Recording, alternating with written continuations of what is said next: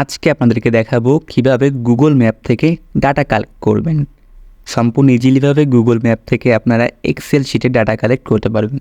So এই জন্য প্রথমেই এই যে রেঞ্জের মতো অপশনটাতে চলে যাবেন, অর্থাৎ টুলবারে। দেন এখানে অনেকগুলো অপশন দেখতে পাবেন। এখানে এই যে একটা অপশন দেখতে পাবেন গুগল ম্যাপ ডাটা এক্সট্রাক্টর। দেন এখানে গ্র্যাব নাওতে ক্লিক করবেন এবং এরকম একটা অপশন পাবেন।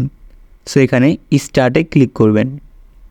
এরপর এখানে আপনি আপনার কাঙ্ক্ষিত কিওয়ার্ডটা দিবেন, আপনি কাদের ইনফরমেশন চান। ধরুন আমি এখানে ডিজিটাল মার্কেটারদের একটা তথ্য বের করব, মানে ডিজিটাল মার্কেটারদের ডাটা বের করব। সেখানে আমি লিখলাম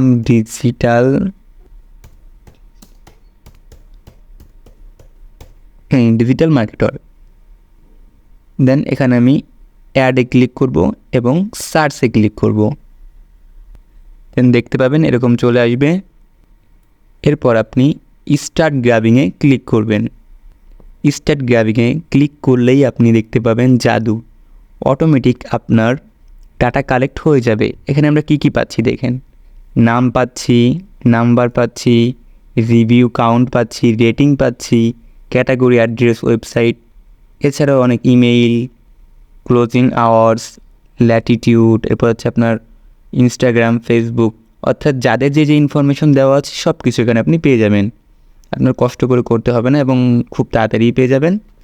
আর এখানে নাম্বারের আগে আপনি জিরোটা অবশ্য থাকবে না, আপনি এখানে জিরোটা বসিয়ে নেবেন। এরকম আপনি আনলিমিটেড বের করতে পারবেন, ডাটা কালেক্ট করতে পারবেন। সো আমি এ পর্যন্তই অফ রাখলাম, স্টপ করলাম। এবার আপনাকে দেখাই কিভাবে এক্সপোর্ট করবেন। দেন এখান থেকে আপনি এক্সপোর্ট নাম্বার অনলি করতে পারবেন।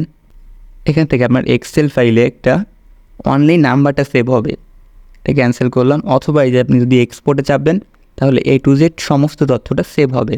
সো আমি ডেস্কটপে সেভ করতেছি, দেন সেভে চাপ দিলাম, জিম্যাপ ডাটা, এবং এটা সেভ হয়ে গেল। এখন দেখি সম্পূর্ণ ডাটাটা আসলো কি না। সো ব্যাকে আসলাম এবং এখন জিম্যাপ ডাটা দেখতে পাচ্ছেন এই যে ডেস্কটপে চলে এসেছে। এটা ওপেন করলাম এবং ওপেন করলে দেখতে পাচ্ছি যে হ্যাঁ, সব তথ্য বা সব ইনফরমেশন আমাদেরকে দিয়ে দিয়েছে, তাও সম্পূর্ণ এক্সেল শিটে। এভাবেই আপনারা গুগল ম্যাপ থেকে খুবই সহজে এক ক্লিকে ডাটা কালেক্ট করতে পারবেন। জাস্ট কিওয়ার্ডটা লিখবেন, অটোমেটিক ডাটা কালেক্ট হয়ে যাবে।